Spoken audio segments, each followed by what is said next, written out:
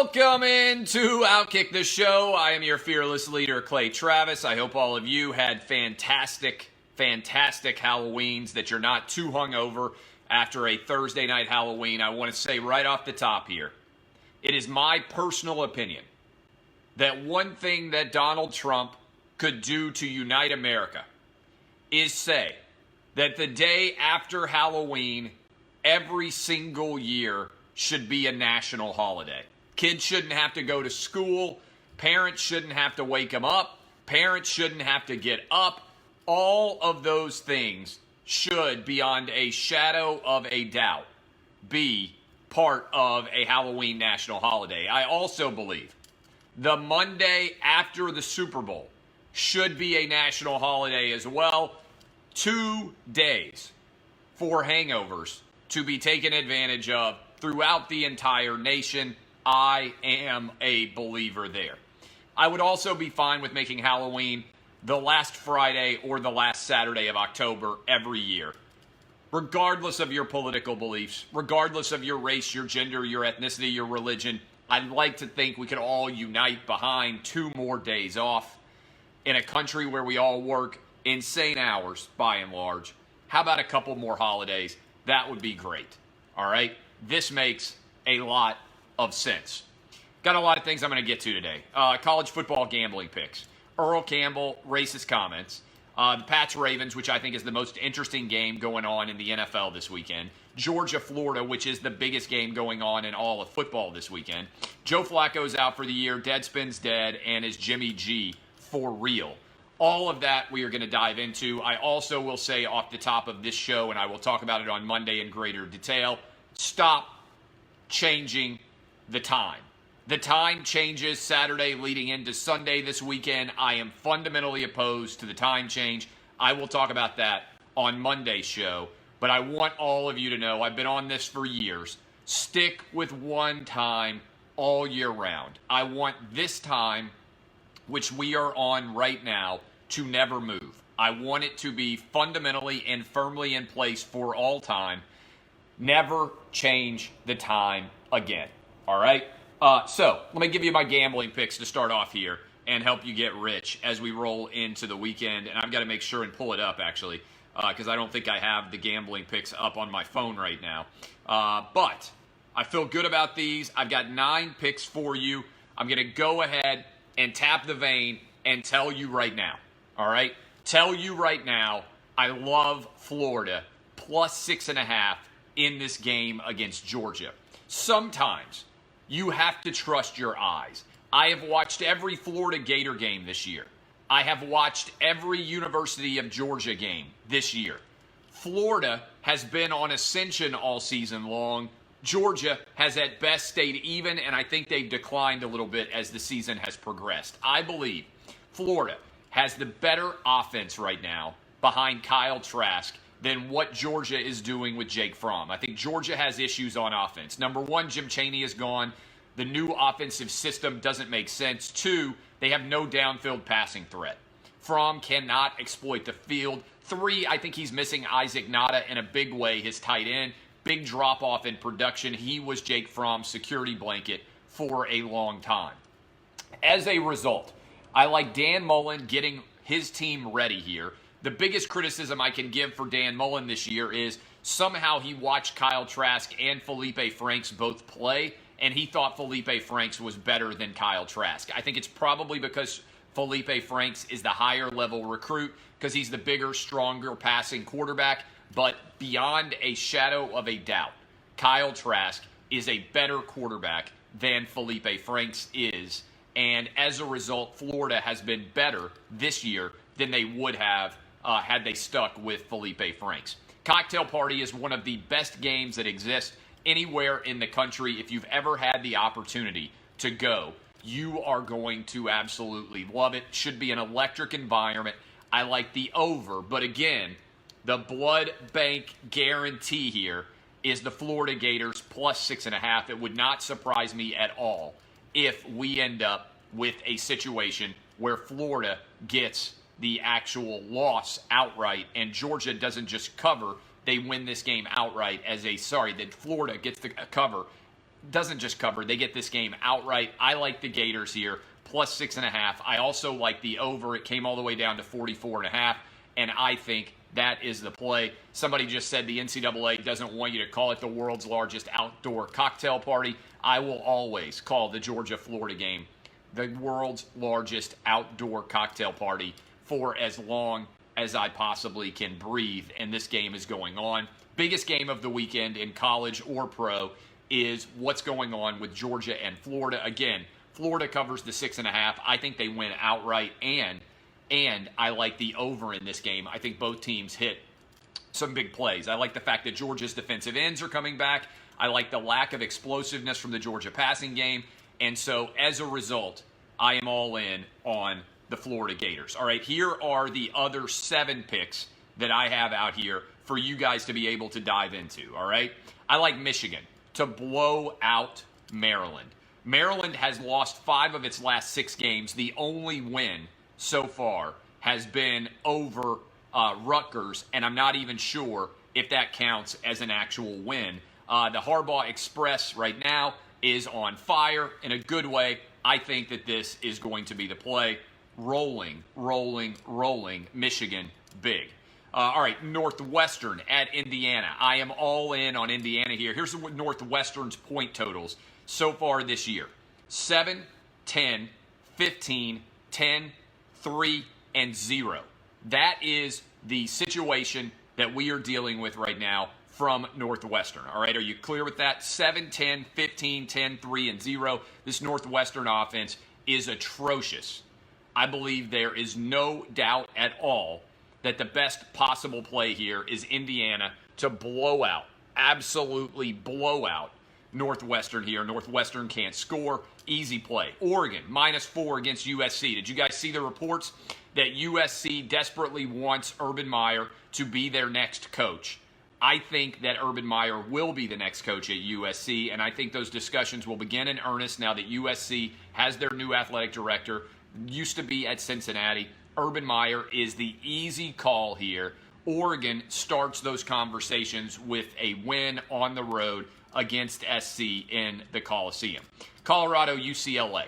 We talked a lot about how bad Chip Kelly and UCLA was out of the gates in year 2.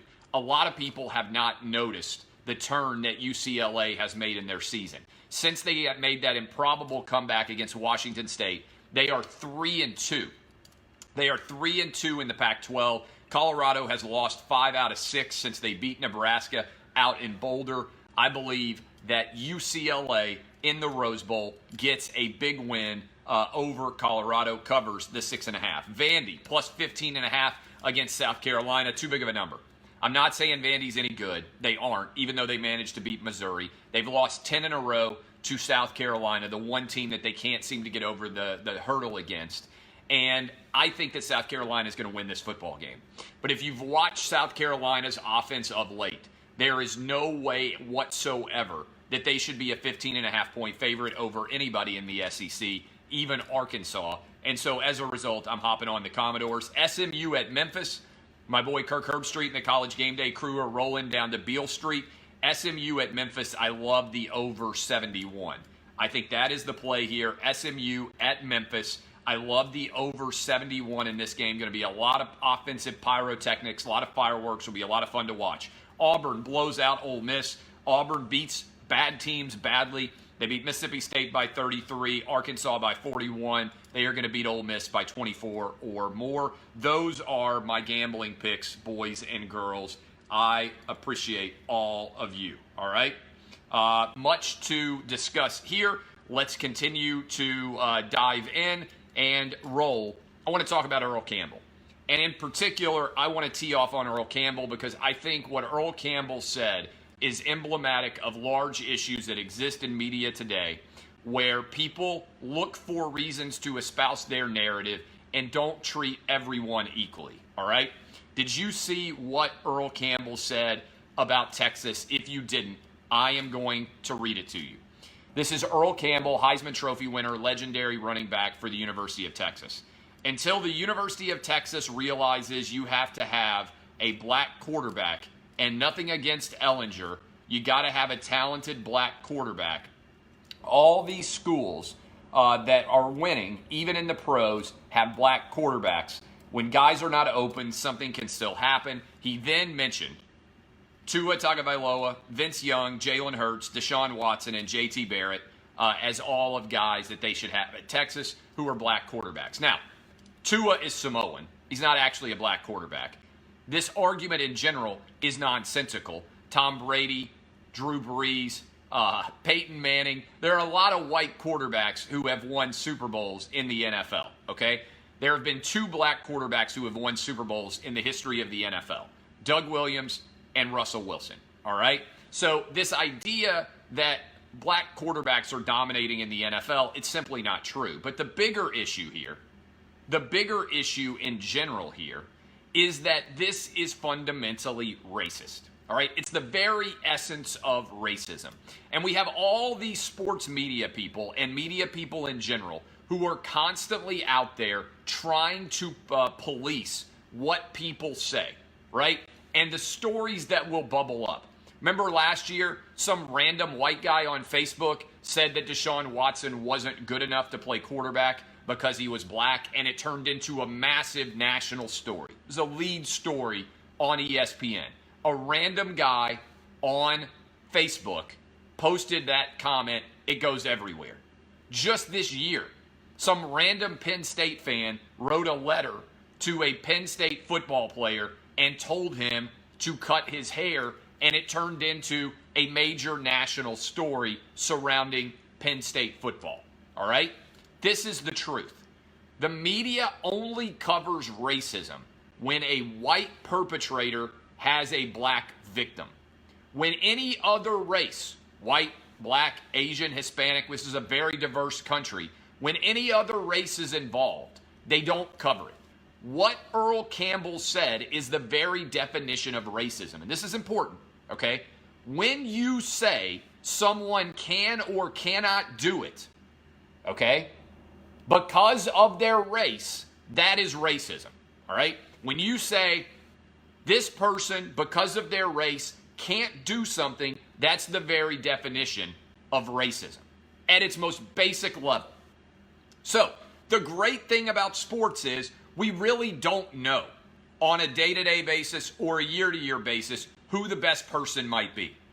I don't think very many years ago, if I had said 4 years ago, hey, the best running back in the NFL is going to be a white dude, a lot of people would have said you're crazy. That's now a reality. Christian McCaffrey is the best running back in the NFL.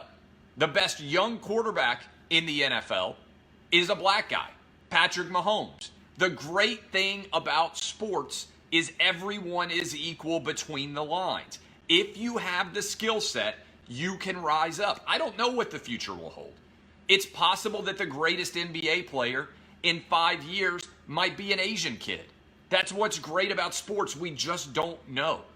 So the thing that is so bothersome about racism in general is its laziness, but also that we continue to define racism as if it only exists white to black and as if we only live in a pre-civil rights America still.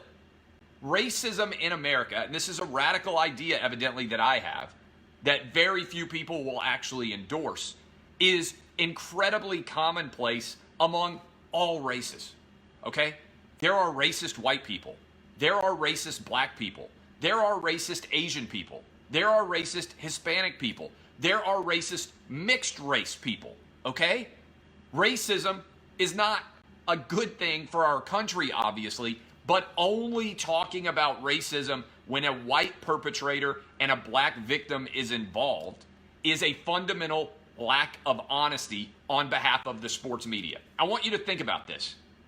What would have happened if a white former Heisman Trophy winner had said that in order for his school to win, they needed to have a white quarterback? Imagine if that had been said by a white former quarterback. Let's say Steve Spurrier.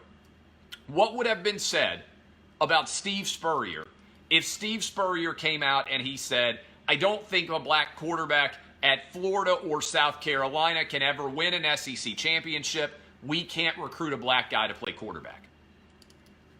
there would be a mass uproar, absolute outrage, and people would say they should pull his Heisman Trophy, they should pull his name off of Florida's field, they should take his statue down outside of the Florida Gators Stadium. They would say at South Carolina, pull off every reference there's ever been to Steve Spurrier. That is the exact same thing that Earl Campbell just said, just flipping the races. Furthermore, by the way, in addition to how dumb Earl Campbell was, Sam Ehlinger is actually a mobile quarterback. The reason why Texas is losing is not because of Sam Ehlinger, it's because their defense stinks. The reason why Texas can't win football games right now is because their defense stinks.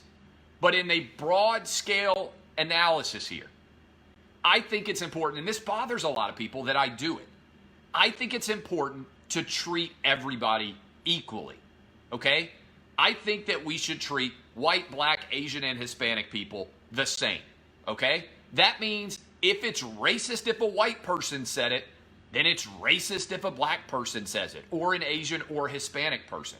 I just want you to think about the way the media would have covered Steve Spurrier saying the exact same thing from a white perspective as what Earl Campbell just said from a black perspective. Now, I don't believe in cancel culture. I think that a robust First Amendment, you guys know, is important. But I also think that the media, and especially the sports media of which I am a part, has an obligation to treat like stories in a like manner. Precedents matter. If you're going to find some random Facebook post for last year who said something bad about Deshaun Watson because he's a black quarterback and turn it into the #1 story in sports, then you should also cover a Heisman Trophy winning running back saying that his school can't win unless they have a black quarterback. That's fair. All I try to do every single day is be completely transparent and honest with my precedents. Period. I just want the media to call balls and strikes.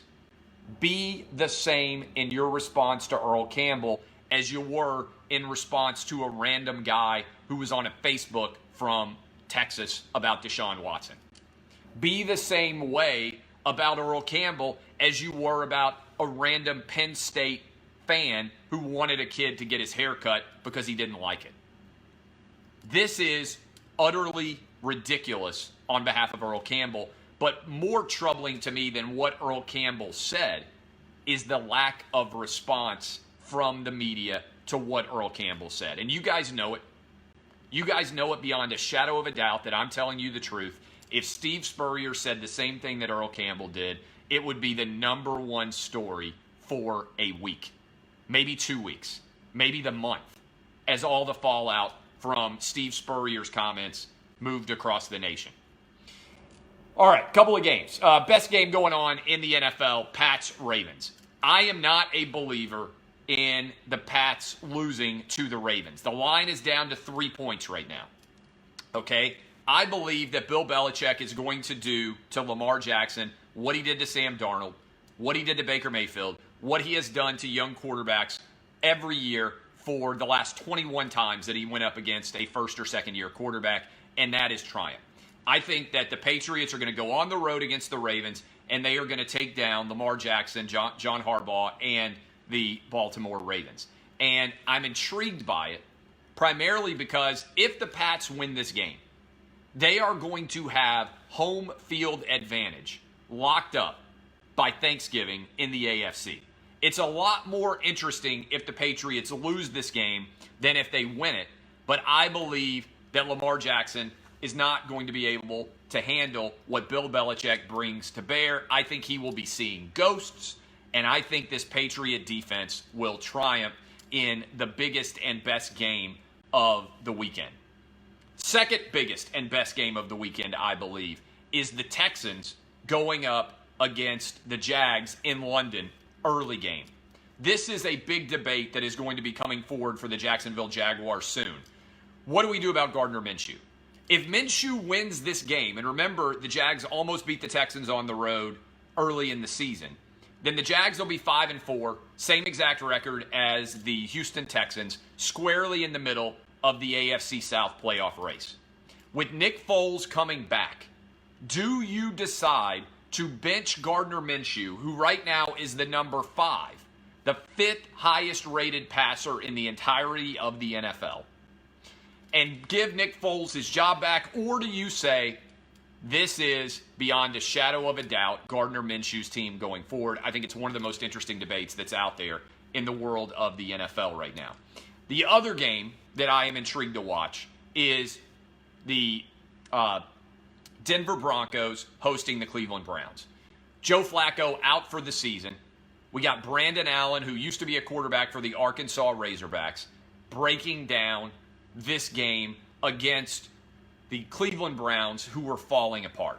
If Baker Mayfield can't win this game, and by the way, Baker Mayfield is last in completion percentage, tied for most interceptions with Jameis Winston, last among the entire NFL for quarterback ratings. He is having not just a bad year, but an utterly atrocious year. If the Browns can't win this game against Brandon Allen and the Denver Broncos, I think you have to fire Freddie Kitchens and start all over again. And I'm not sure at all that Baker Mayfield is the answer, but I am pretty confident if they lose this game that Freddie Kitchens plus Baker Mayfield is not the answer going forward, period. Finally, a couple of other thoughts. Jimmy G. What a performance last night. Also dropped a nice line on Aaron Andrews in a post-game interview. Jimmy G answered a lot of my questions last night. 4 touchdowns, over 300 yards passing. First quarterback to do that since Jeff Garcia back in 2001 for the San Francisco 49ers. My question about the 49ers had been this. Do they have a higher elevation? Is Jimmy G capable of playing at a high enough level that in the NFC he can match up with Drew Brees, that he can match up with Aaron Rodgers, that he can match up with the best teams right now at the top of the NFC? Jared Goff if the Rams continue to roll. That defense for the 49ers is legit. Russell Wilson with the Seahawks, right? There are a lot of really good teams. Kirk Cousins maybe even with the Vikings. I believe in all those guys I just mentioned more than I believe in Jimmy G. But if Jimmy G can play like that, where he can take over a game, where he can be the focal point, then to me, this is an incredible endorsement as the 49ers get to 8-0. I saw a lot that I had not seen from Jimmy G last night. If he can continue to elevate his performance, this 49er team is certainly good enough to be in the Super Bowl going up against what I expect to be the New England Patriots. Finally, Deadspin is officially dead. All of the writers who write at Deadspin have bailed. They are no longer a part of Deadspin. I haven't even been to the site today, but I don't believe they employ anybody now. The entire website has quit. Now, background, for those of you who don't know, when I was 28 years old, I was an editor at Deadspin. I worked with AJ DeLorio, who was the head editor at Deadspin, and AJ was the head editor at Deadspin, who later moved on to Gawker and ended up bankrupting Gawker because he put the Hulk Hogan sex tape up on Gawker, which ended up costing $140 million and blowing up the entire Gawker media empire. I only lasted at Deadspin about 6 months. I didn't get along well with AJ DeLorio. They were editing my post. He was afraid of me ending up the head editor and taking over. He later apologized and admitted that that was the reason why we weren't getting along. I quit after 6 months. They bought me out for a little bit of money. And as I was leaving, we had like an exit interview to confirm everything. And the woman that I was exit interviewing with said, you know, basically, we make stars at Gawker, but we're not cut out for everybody. And she essentially told me that I was going to disappear now and nobody would ever hear from me anymore because Gawker and Deadspin made stars and I was done for. Now, at the time I was 28, just had my first baby, was writing my second book, and it was terrifying to be unemployed. And this woman was a high-powered executive, and as I was leaving, she basically kicked me right in the teeth, right?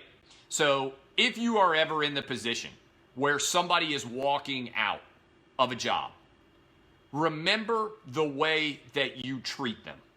It's important. Not saying all the time that every job is going to work out. But I have always kept that in the back of my mind. You're done for, essentially. No one will ever hear from you again. We make stars, and you weren't cut out to work here. The reality is, I am by far the most successful person who has ever worked at Deadspin. And the reason why I am the most successful person who has ever worked at Deadspin is because I had the balls to start my own sports media business. A lot of people out there hoping to make $50,000 a year.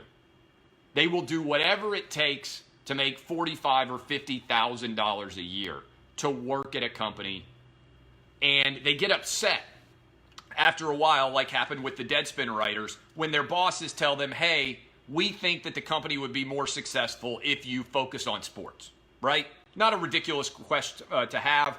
Hey, Deadspin, how about you focus the site that was founded to write about sports on sports?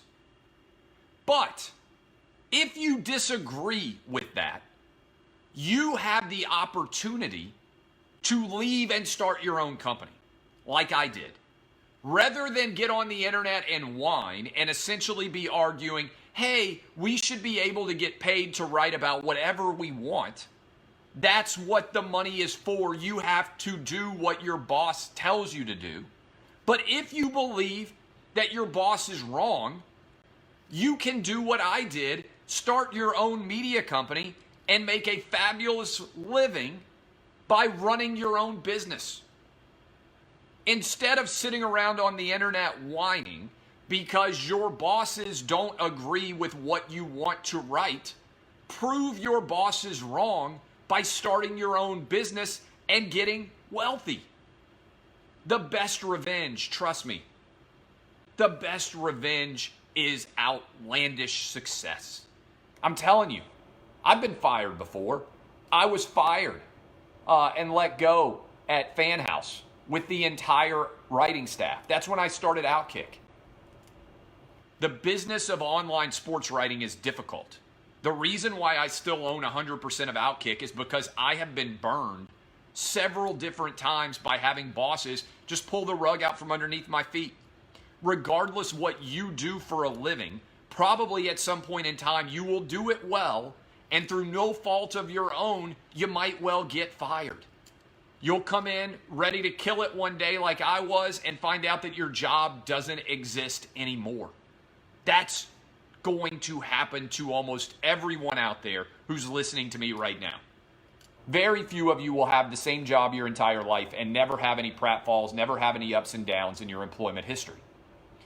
Rather than sit around and complain because your boss fired you or because you don't have a job anymore, learn how to do your job and later maybe one day be able to found your own business. So my thoughts on Deadspin are pretty straightforward. I have sympathy for any writer who wants to be able to write whatever he wants and get paid for it.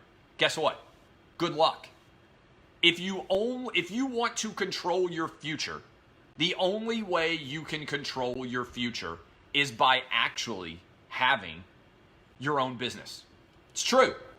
If you are an employee, you're always at the mercy of a boss. If you own your own business, you can do whatever you want as long as the marketplace supports it. It's what the fabulous thing about capitalism is. Okay? Beyond a shadow of a doubt, find an opportunity to prove your bosses wrong. If you are a Deadspin, I may not agree with them. I may not believe in any way. That there's a market for incredibly woke sports takes. That there's this huge number of people out there that want to sit around and read sports mixed with incredibly woke analysis of it. But if I am wrong and you are right, you can make a boatload of money doing it. So rather than sit around and whine because a job that didn't pay you that much money in the process anyway is requiring you to do something you don't want to do, prove that your bosses are wrong, start your own situation. That's the truth. Beyond a shadow of a doubt, do it. My name is Clay Travis, by the way. This is Outkick the Show. I hope all of you have fantastic weekends. We'll be live on Lock It In with all of our gambling picks. 4:30 Eastern, 3:30 Central, 2:30 Mountain, 1:30 Pacific. I love all of you. Happy Halloween. DBAP unless you need to SBAP. Trust yourself. Go read more if you want at Outkick. Great mailbag discussing all this and more. I will see you guys. This is Outkick the Show. Kisses. See y'all. Love you. Thank you, Facebook.